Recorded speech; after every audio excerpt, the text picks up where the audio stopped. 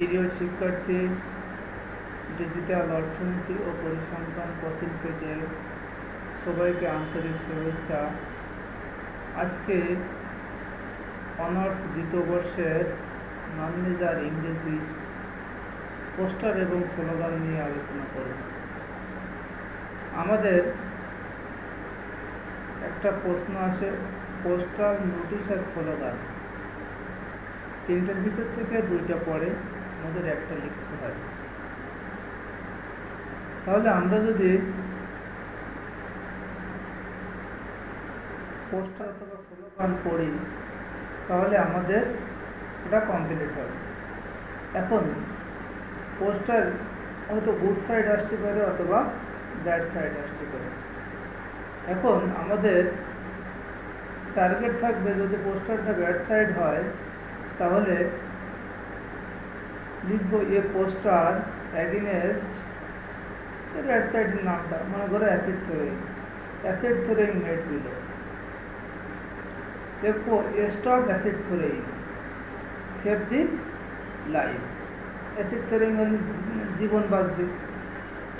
এরপরে লিখব make people conscious and avoid acid throwing.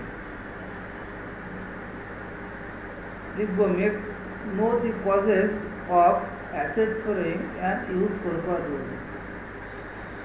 No the bad side of acid throwing and follow proper rules. Punish the culprits in an exemplary way. Circular by digital gas. তেমনি যদি good side আসে তাহলে এ poster অথবা slogan সেই good সাইডের নামটা দিয়ে made below.